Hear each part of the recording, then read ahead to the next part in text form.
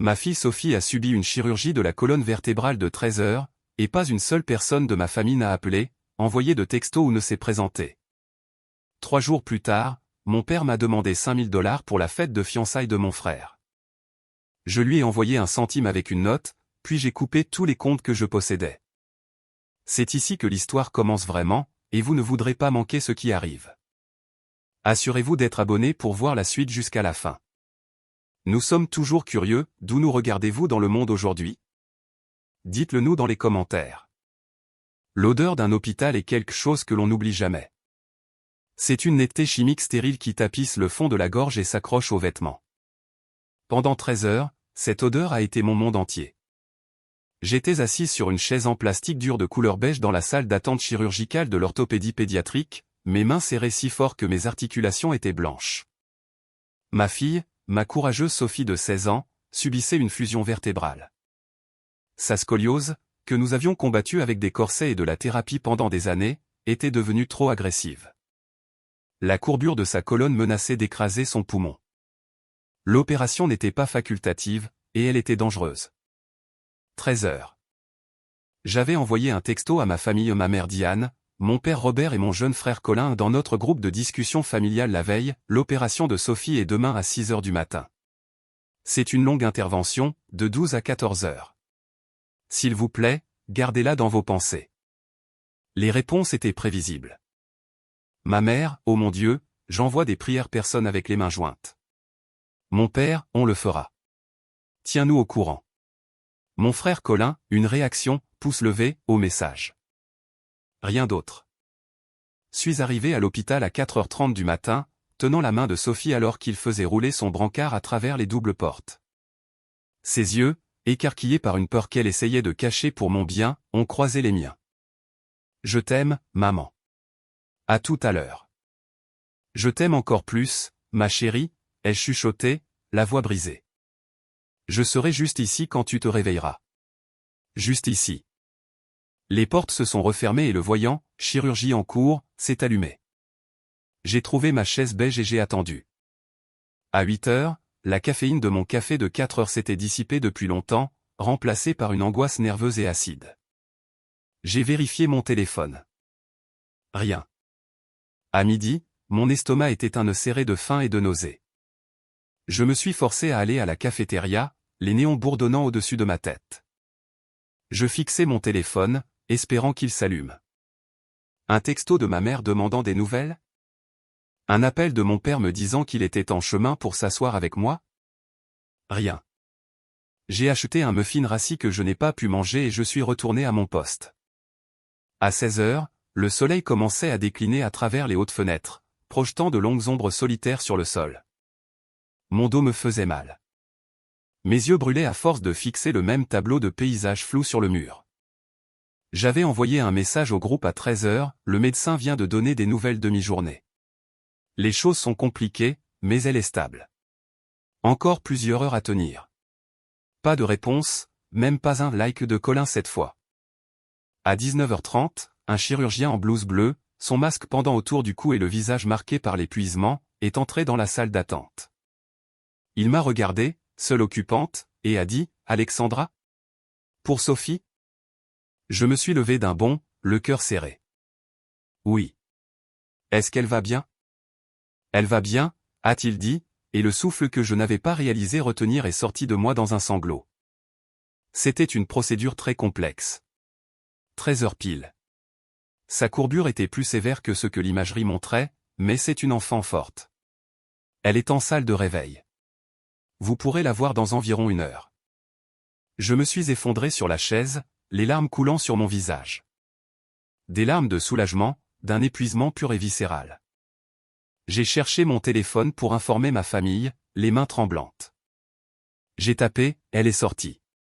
13 heures. C'était dur, mais elle est en réveil. Elle va bien.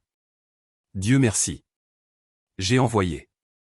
Et puis je suis resté assise là, attendant que mon téléphone vibre, que ma mère appelle en pleurant de soulagement, que mon père dise « Nous passerons demain pour la voir ». Rien. J'ai attendu.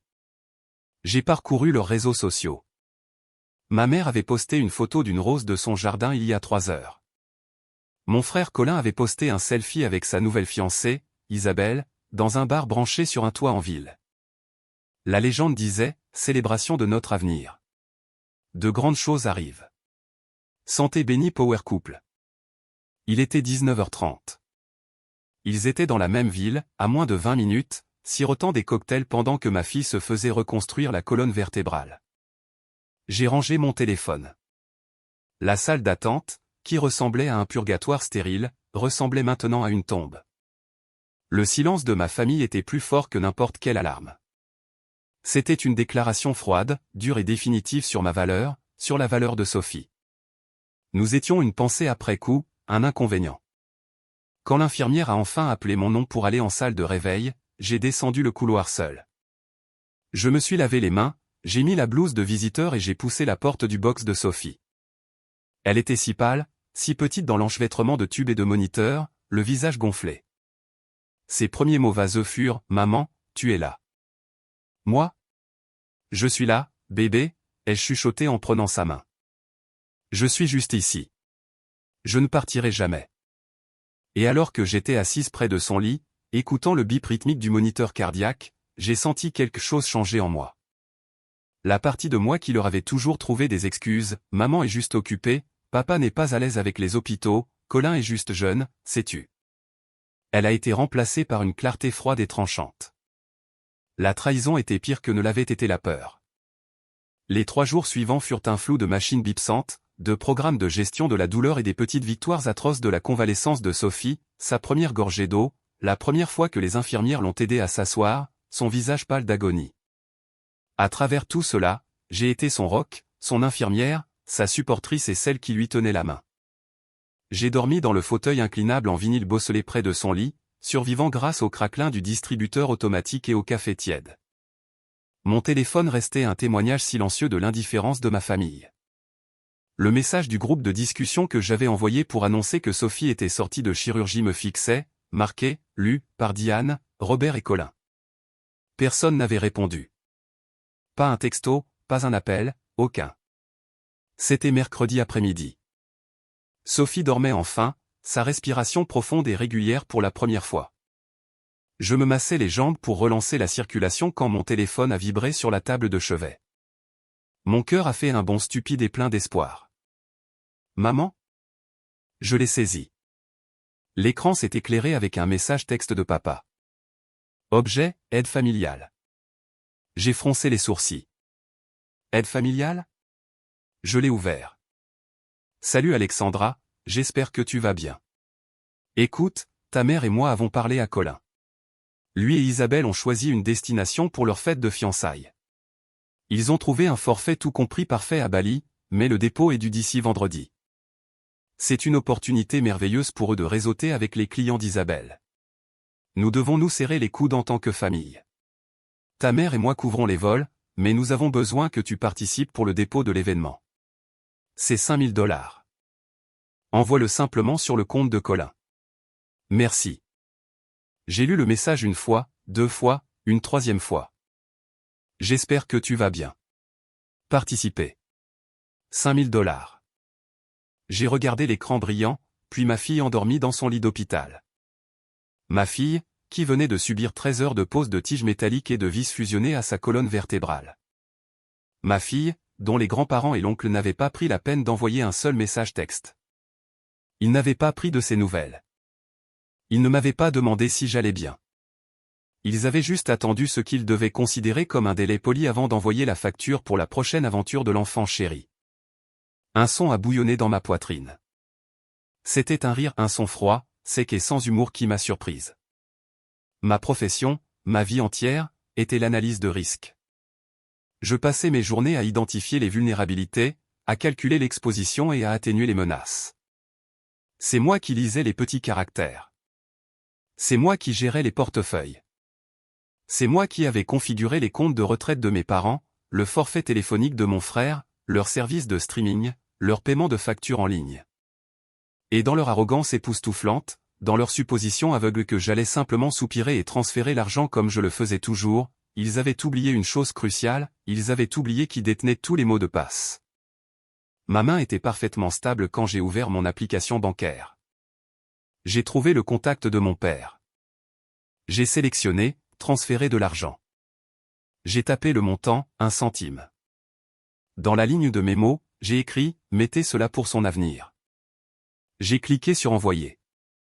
Un calme profond et glacial s'est installé en moi. L'épuisement, le chagrin, le besoin désespéré de leur approbation, tout s'est évaporé, remplacé par une colère cristalline et légitime. Ils avaient fait un mauvais calcul critique. Ils avaient évalué leurs risques et n'en avaient trouvé aucun. J'ai pris mon ordinateur portable dans mon sac, je l'ai branché au mur et je l'ai connecté au point d'accès de mon téléphone. Le fauteuil en vinyle a craqué quand je m'y suis installé. J'avais quelques heures avant que Sophie ne se réveille. Il était temps de faire ce que je faisais de mieux. Il était temps d'atténuer la menace. Ma famille a toujours fonctionné selon un accord tacite, Alexandra donne, Colin reçoit. C'était comme ça d'aussi loin que je me souvienne. J'étais la responsable, la sérieuse. Colin, de 11 ans mon cadet, était le charmeur, le rêveur. Mes parents, Diane et Robert, étaient les produits d'une génération qui voyait leur fils comme leur héritage et leur fille comme leur filet de sécurité. Quand j'ai eu mon premier emploi après l'université, ma première vraie paie a servi à les aider pour un nouveau chauffe-eau. Quand j'ai eu ma première promotion, j'ai repris leur paiement de voiture. Quand je suis devenu analyste senior, j'ai co-signé pour leur nouveau condo parce que leurs propres économies de retraite, que je gérais également, étaient dérisoires après que mon père ait été poussé à une retraite anticipée à 62 ans. Je payais tout cela discrètement parce que c'est ce que font les bonnes filles. Colin, pendant ce temps, dérivait. Ces 20 ans furent une succession de start-up ratées. Il y a eu l'entreprise de cornichons artisanaux, j'ai payé le bail de la cuisine commerciale. Il y a eu l'entreprise de t-shirts en dropshipping, j'ai payé le site web et $3000 de stocks invendus. Sa dernière aventure était, aspirant influenceur. Apparemment, cela consistait pour lui et sa nouvelle fiancée, Isabelle, à prendre des photos glamour dans des restaurants chers, le tout débité sur une carte de crédit dont j'étais la titulaire principale. La carte était réservée aux « urgences », un terme que Colin définissait par « brunch ». Puis vint Isabelle. Je l'avais rencontrée exactement 2 fois. La première fois, c'était lors d'un dîner dominical tendu. Isabelle était belle, soignée et portait un sac à main à $4000. Elle parlait avec un accent léger et affecté qui ne correspondait pas tout à fait à ses origines. Elle était consultante en boutique, disait-elle, un travail qui semblait consister à aligner les énergies de marque. Elle avait passé tout le dîner à évaluer ma maison, ses yeux parcourant mes meubles, mon art, mes appareils de cuisine. Oh, Alexandra, avait-elle roucoulé. C'est tellement douillet. J'adore ces maisons de banlieue classiques. Colin et moi pensons à quelque chose de plus moderne, un Pantouz en centre-ville, vous savez, pour recevoir. Elle avait ensuite passé 20 minutes à parler de leur plan sur 5 ans, qui mettait lourdement en avant un mariage à l'étranger, une lune de bébé, en Europe, bien qu'elle ne soit pas enceinte, et beaucoup de discussions sur la richesse générationnelle. Elle me regardait sans cesse en disant cela. La deuxième fois que je l'ai vue, elle m'avait coincé à la fête du 50e anniversaire de mes parents. J'ai regardé les finances de votre frère, avait-elle dit, comme si elle était sa comptable et non sa petite amie depuis 6 mois. Il a vraiment tellement de potentiel, mais il n'est pas liquide. Nous pensions que si vous pouviez trouver un moyen de lui transférer une partie de son héritage dès maintenant, nous pourrions vraiment prendre de l'avance sur notre avenir. Son héritage, avais-je répondu, stupéfaite. Quel héritage? C'est moi qui paie l'hypothèque de cette maison. Isabelle s'était contentée de sourire, une expression serrée et plastique. Ne soyez pas dramatique, Alexandra. Nous savons tous que vous êtes la banque de la famille. Vous irez bien. Il s'agit simplement de libérer le potentiel de Colin. C'était la femme avec qui mon frère célébrait son avenir. C'était la femme pour qui mon père me demandait d'envoyer $5000 pour une fête à Bali alors que ma fille se remettait d'une chirurgie majeure. Tout le tableau s'est clarifié là, dans cette chambre d'hôpital sombre. Ce n'était pas seulement mes parents qui favorisaient Colin. C'était une prise de contrôle hostile. Isabelle n'avait pas vu ma famille comme une famille, mais comme un actif mal géré et j'étais cet actif. Mon rôle était d'être le puits d'argent calme et fiable dans lequel ils pouvaient tous puiser pendant qu'ils vivaient leur vie, bénie. La crise de ma fille, mon propre traumatisme émotionnel, n'était même pas un ralentisseur pour eux. C'était juste un moment inopportun pour moi d'être distraite de ma fonction primaire. J'ai ouvert le premier compte, le forfait téléphonique familial partagé. Administrateur, Alexandra. J'ai regardé le numéro de Colin. Paiement d'appareil restant, 14. Coût mensuel, 128 $. J'ai cliqué sur « Gérer la ligne ». Ma rage n'était plus brûlante, c'était un moteur froid et efficace. J'étais une analyste de risque, et je regardais un portefeuille 100% toxique. Il était temps de s'en départir. J'ai commencé par le forfait téléphonique. Je ne pouvais pas simplement annuler la ligne de Colin, ce serait trop simple. À la place, j'ai initié un transfert de responsabilité. J'ai transféré son précieux numéro de contact d'influenceur vers un tout nouveau fournisseur prépayé. J'ai créé un nouveau compte pour lui à son propre nom en utilisant son adresse email. J'ai payé les 10 $ de frais d'activation et sélectionné le forfait le moins cher, 15 $ par mois pour 1 gigaoctet de données. J'ai mis un crédit de 10 $ sur le compte. Il aurait juste assez de services pour recevoir un seul message texte lui disant que son mode de paiement était refusé. Il était désormais son propre problème. Ensuite, les comptes bancaires. J'étais la titulaire principale de la carte de crédit d'urgence familiale que Colin et mes parents utilisaient comme leur fonds de réserve personnel. Je me suis connecté. Le solde m'a serré l'estomac, 12 748 $. Les frais récents incluaient Château Luxe, 820 $, un dîner pour Colin et Isabelle et Glospa, 450 $, sans doute un massage en couple. J'ai cliqué sur « Gérer les utilisateurs ». Utilisateur autorisé, Robert. Statut, actif. Utilisateur autorisé, Diane. Statut, actif. Utilisateur autorisé, Colin. Statut, actif. Ma souris a survolé les noms. J'ai pris un plaisir vindicatif dans les 3 clics suivants. Supprimer l'utilisateur. Oui. Supprimer l'utilisateur. Oui. Supprimer l'utilisateur. Oui. J'ai ensuite payé le solde en totalité depuis mon propre compte courant une dernière et amère indemnité de rupture et j'ai cliqué sur « Fermer le compte ». Une fenêtre contextuelle a demandé « Êtes-vous sûr ?»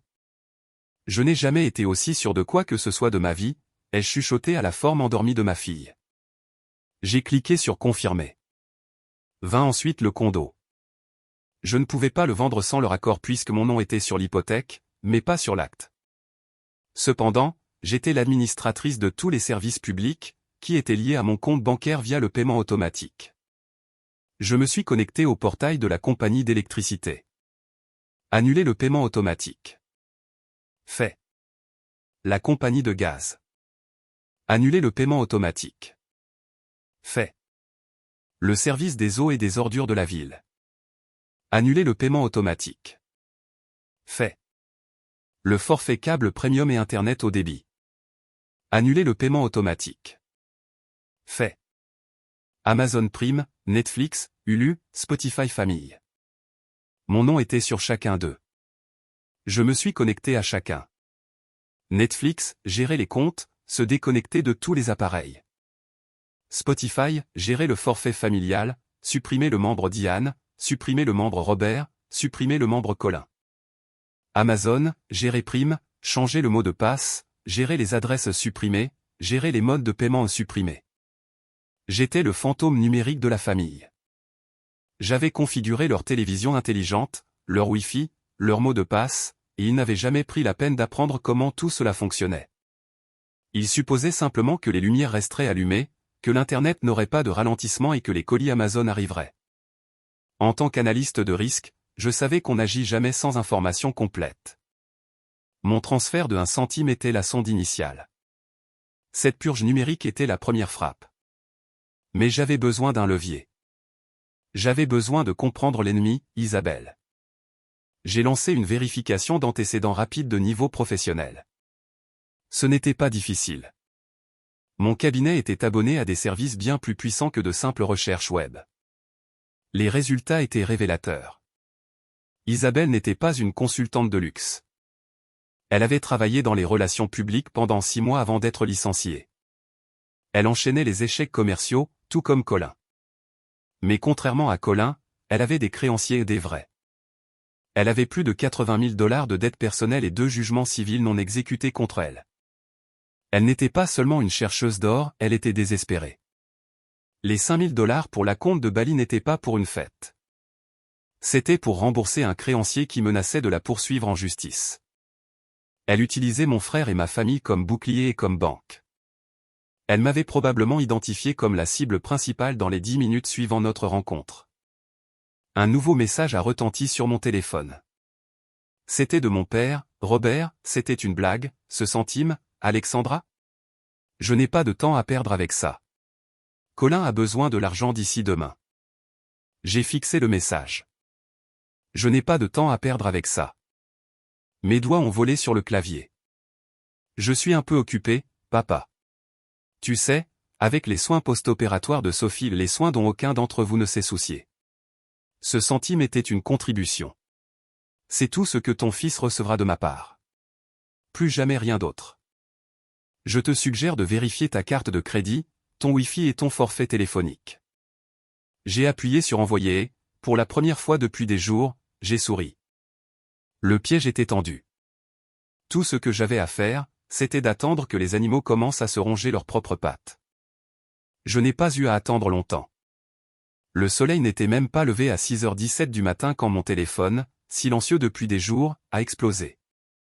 Il s'est allumé sur la table de chevet, vibrant violemment contre le plastique. Appel entrant, maman Diane. J'ai ignoré. Ça a sonné, s'est arrêté, et a immédiatement sonné à nouveau. Appel entrant, maman Diane. Ignoré. Appel entrant, maman Diane. Ignoré. Cela a continué ainsi 17 appels manqués. Une série de SMS frénétiques, remplis de fautes de frappe, a commencé à défiler. Alexandra, réponds au téléphone. Qu'est-ce que tu as fait?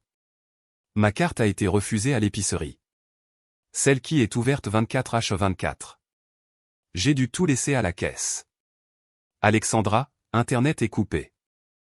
Robert ne peut pas regarder ses émissions. Colin vient de nous appeler. Son téléphone est coupé. Il est coincé. Il devait retrouver Isabelle. Réponds-moi. C'est une urgence. C'était ça, l'urgence? Pas la colonne vertébrale de ma fille, mais une carte de crédit refusée. Je les ai laissés mijoter encore 30 minutes pendant que j'aidais Sophie à boire quelques gorgées d'eau. Finalement, j'ai appuyé sur le bouton de rappel.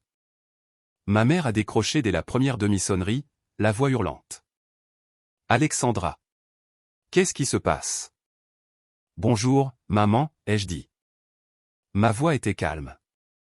C'était ma voix de présentation devant le conseil d'administration, froide, plate et dénuée d'émotion. Ne me dis pas bonjour. Tout est cassé. Ma carte, Internet, le téléphone de Colin. Qu'est-ce que tu as fait? Robert est furieux. Quelle carte, maman, ai-je demandé, inspectant un fil lâche sur la couverture d'hôpital. La carte. La carte d'urgence. Elle a été refusée pour les courses. J'ai été humilié. Ah, oui, ai-je dit. Cette carte. J'ai fermé ce compte. Le sol devenait un peu élevé. Il y eut un silence étouffé à l'autre bout du fil. Tu l'as fermé sans nous demander? Comment as-tu pu? Robert en a besoin. Colin en a besoin pour l'essence. Il peut acheter sa propre essence, ai-je dit. Et Internet. J'ai mes émissions. Robert a ses nouvelles. J'ai arrêté de payer la facture, ai-je simplement dit. Vous devrez appeler le fournisseur et créer un nouveau compte à votre nom avec votre propre mode de paiement. Je ne sais pas comment faire ça, a-t-elle bafouillé, sa voix montant de panique. C'est toi qui l'as toujours fait. Oui, ai-je dit. En effet. Je pouvais l'entendre respirer de manière rapide et saccadée. J'entendais mon père crier en arrière-plan, qu'est-ce qu'elle dit? Dis-lui de réparer ça. Dis-lui que j'ai besoin de vérifier mes actions.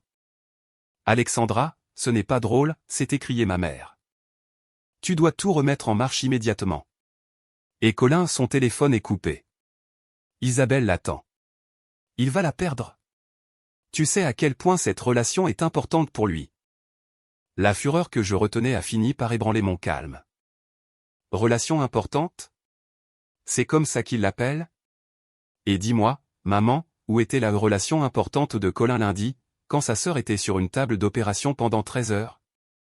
Silence. Un silence épais, accusateur. Où étiez-vous, ai-je insisté. Où était papa? Où était l'enfant prodige qui avait besoin de 5 000 $ pour une fête? Nous ne voulions pas gêner, a-t-elle bafouillé, l'excuse étant si fragile qu'elle en était insultante. Tu sais que ton père déteste les hôpitaux. Il déteste les hôpitaux, ai-je répété, la voix dangereusement basse. Alors il n'a pas pu s'asseoir dans une salle d'attente pour sa seule petite fille? Il n'a pas pu envoyer un SMS? Il n'a pas pu appeler? Mais 3 jours plus tard, il a trouvé la force de m'envoyer un message pour réclamer 5 000 $.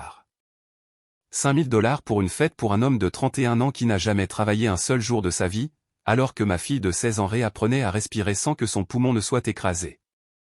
Tu ne comprends pas, a hurlé Diane. C'est son avenir. Isabelle vient d'une bonne famille. C'est sa grande chance.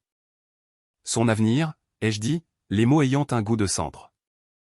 Je lui ai envoyé 1 centime pour son avenir. C'est tout ce que cela vaut pour moi.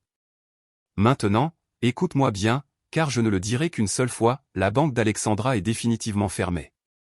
Le téléphone, Internet, les cartes de crédit, les services de streaming, le compte Amazon, tout est terminé.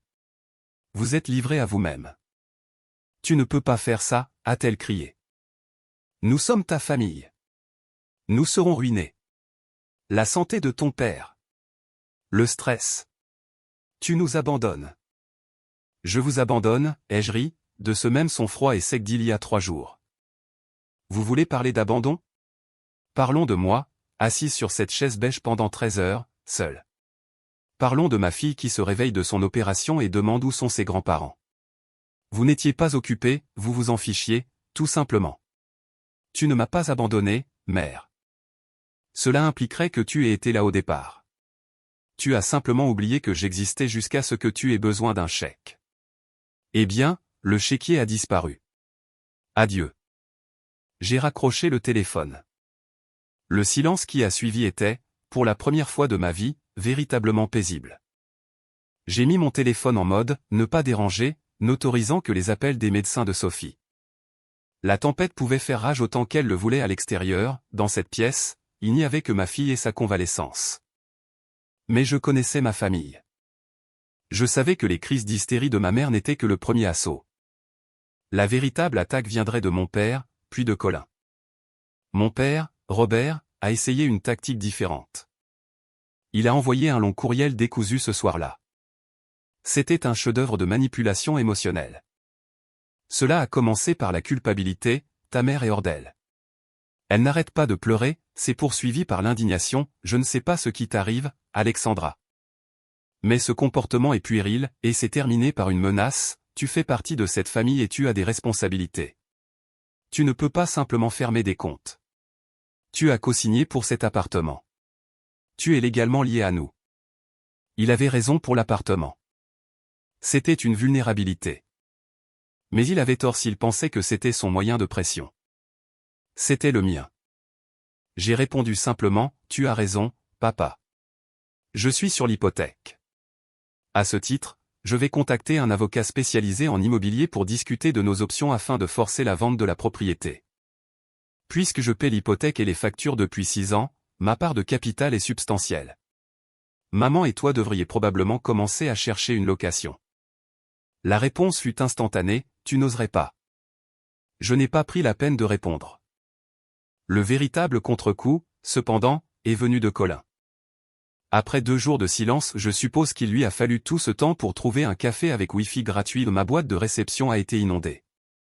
Les objets des messages étaient un voyage en soi, tel ne marche pas, Isabelle est en colère, remets ma carte tout de suite, papa dit que tu vends l'appart.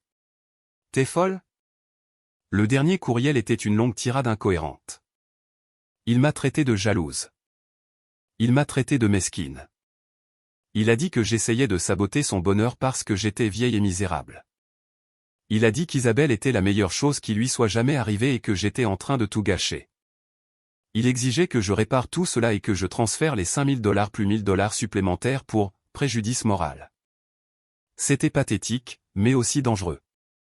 Je savais que c'était Isabelle qui écrivait ces messages. Le langage, sabotage, préjudice moral, était le sien. Elle était désespérée. Mon frère était une marionnette, et elle tirait les ficelles si fort qu'elles étaient sur le point de rompre. Il paniquait, et les gens qui paniquent font des choses stupides.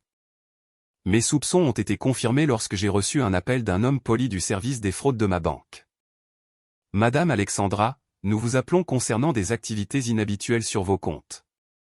Nous avons bloqué une tentative d'ajout d'un nouvel utilisateur sur votre compte courant principal.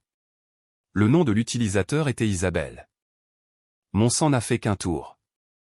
Ce n'est absolument pas autorisé. C'est ce que nous pensions, a dit l'agent. Ma mère.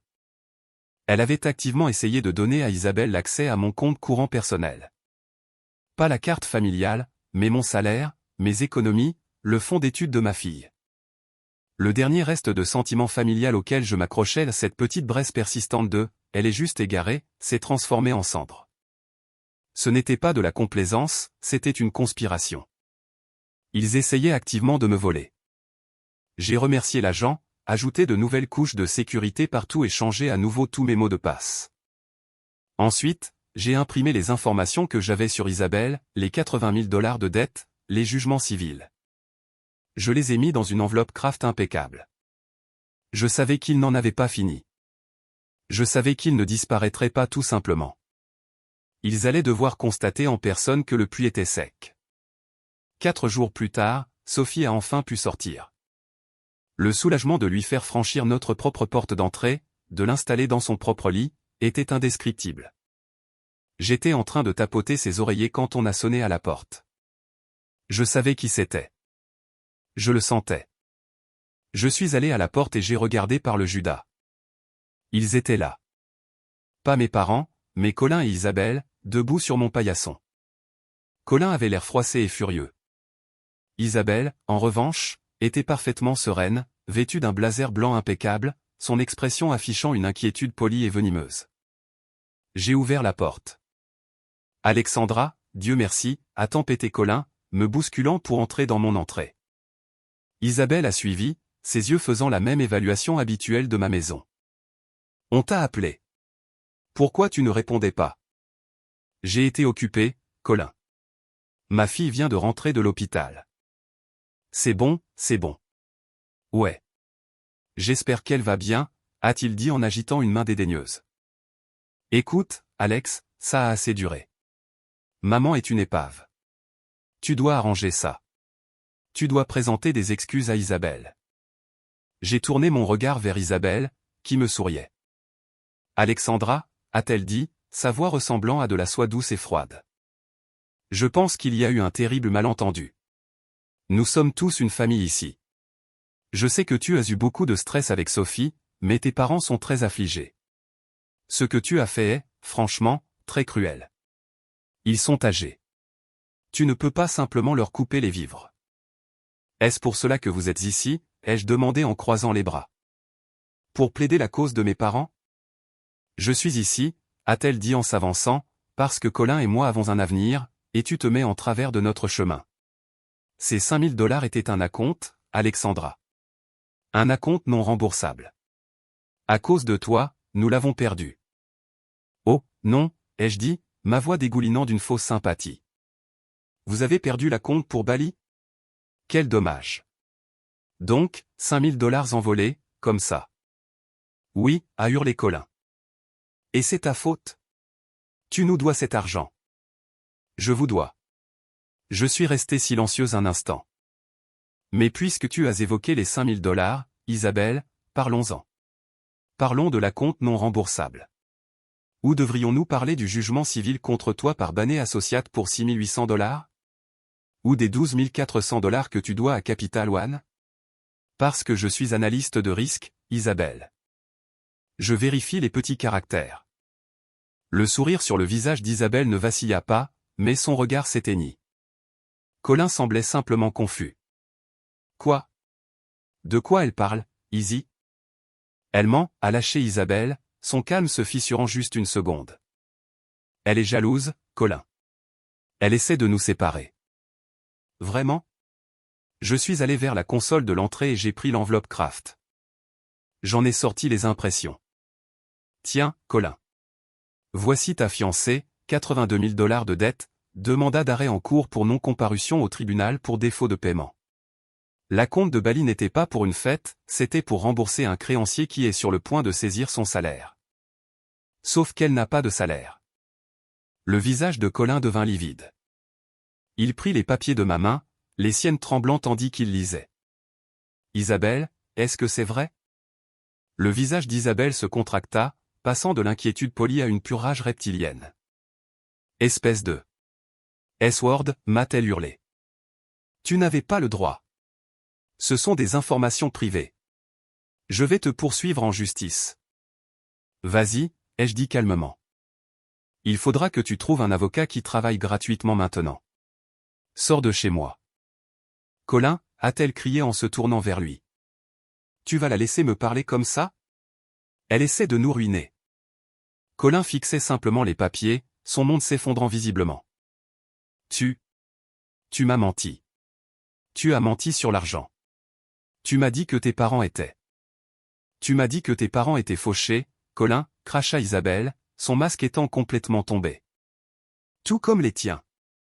Je pensais que ta sœur était intelligente, mais elle n'est qu'une vieille femme aigrie. Je t'avais dit qu'on aurait dû aller directement à la banque. Et puis elle s'arrêta, réalisant ce qu'elle venait de dire. Aller à la banque, ai-je demandé en haussant un sourcil. Tu veux dire comme ma mère l'a fait quand elle a essayé de te donner accès à mon compte courant? Ce fut le coup de grâce. Colin regarda tour à tour de moi vers elle, son visage reflétant une compréhension horrifiée. Sors d'ici, murmura-t-il. Quoi, grogna Isabelle. Sors d'ici, rugit-il en lui jetant les papiers au visage. Tu m'as menti. Tu as essayé de voler ma sœur. Voler? Elle rit, d'un son haut et hystérique. Toute ta famille la vole depuis 20 ans. C'est toi le plus grand voleur de tous, Colin. Tu n'es rien sans elle. Tu n'es qu'un gamin pathétique et sans emploi. Elle sortit précipitamment en claquant la porte si fort qu'un cadre tomba du mur. Colin resta debout dans mon entrée, respirant lourdement, des larmes de honte et de rage dans les yeux. Il me regarda, sa bouche s'ouvrant et se fermant, avant de finalement s'effondrer sur lui-même. Alex. Tu devrais partir, Colin, ai-je dit, d'une voix plate. J'étais trop fatigué pour ces excuses. Elles ne signifiaient rien. Il regarda le sol, puis se tourna et sortit, laissant la porte ouverte derrière lui. Je l'ai regardé s'éloigner d'un pas traînant un homme de 31 ans qui venait de perdre tout ce qu'il pensait posséder. J'ai fermé la porte, tourné le verrou et je me suis appuyé contre elle, fermant les yeux. Maman, appela Sophie faiblement depuis sa chambre. C'était qui? Tu criais. Je suis allé dans sa chambre et me suis assise sur le bord de son lit, lui caressant les cheveux. C'était juste ton oncle Colin, chérie, ai-je dit. Il ne nous dérangera plus. La chute ne fut pas cinématographique. Ce fut un processus administratif lent et silencieux, ce qui semblait approprié. Mon père, Robert, a essayé d'appeler un avocat, qui l'a rapidement informé qu'il était impossible de me forcer à payer leurs factures alors que je n'y étais pas légalement obligé. L'avocat a également confirmé qu'en tant que co-signataire de l'hypothèque, j'avais tout à fait le droit de forcer une vente de la propriété pour récupérer ma part de capital. Face à la réalité, ils ont vendu l'appartement. Le marché était bon, mais une fois l'hypothèque payée, ma part récupérée et leur petite portion prélevée, il ne leur restait pas grand-chose. Ils ont emménagé dans un petit appartement d'une chambre dans une communauté pour plus de 55 ans à 1 heure de la ville. Ma mère a dû prendre un emploi à temps partiel comme réceptionniste dans un cabinet dentaire. Mon père, pour la première fois en 10 ans, a dû apprendre à gérer ses propres finances. Colin a disparu pendant un certain temps. J'ai appris par un cousin qu'Isabelle avait en fait quitté le pays. Colin, coupé de moi et n'ayant plus personne sur qui vivre au crochet, a fini par retourner vivre chez mes parents. Il a trouvé un emploi dans une grande enseigne de bricolage. Je l'ai vu une fois, des mois plus tard, poussant une file de caddies sous la pluie. Il a levé les yeux, m'a vu et s'est immédiatement détourné, le visage rouge de honte. Je n'ai rien ressenti. Ni pitié, ni colère, juste rien. Ma vie, en revanche, a commencé à s'épanouir. Les lignes budgétaires qui s'intitulaient autrefois « Appartement papa et maman »,« Urgence Colin » et « Divers familles » étaient désormais « Fonds d'études de Sophie »,« Voyage » et « Épargne ». Le poids émotionnel levé était encore plus grand. L'anxiété constante de bas niveau d'attendre la prochaine urgence financière avait disparu. Je ne redoutais plus le son de mon téléphone. La convalescence de Sophie fut longue, mais c'était une battante. 6 mois après l'opération, elle a eu un rendez-vous de suivi. Son chirurgien a affiché ses radiographies sur le négatoscope. Sa colonne était droite et solide. C'est un cas d'école, Alexandra, dit-il en souriant. Elle est autorisée à reprendre toutes les activités sans contact. Elle va s'en sortir parfaitement. Ce soir-là, Sophie et moi étions assises à la table de la cuisine et j'ai ouvert mon ordinateur portable. Alors, ai-je dit, ce voyage à Bali n'a jamais eu lieu pour ton oncle. Sophie fit une grimace. Eh bien, je pensais à quelque chose, ai-je dit en tournant l'ordinateur vers elle. J'avais ouvert la page de réservation pour un vol vers l'Italie. Tu as travaillé si dur, et tu as toujours voulu voir Rome. Je pense que nous avons mérité des vacances juste nous deux. Ses yeux se sont éclairés, vraiment éclairés pour la première fois depuis 1 an. Maman, tu es sérieuse? Tout à fait sérieuse, ai-je dit, sortant ma nouvelle carte de crédit, celle qui ne porte que mon nom. 2 mois plus tard, nous étions au milieu du Colisée. Le soleil était chaud sur nos visages.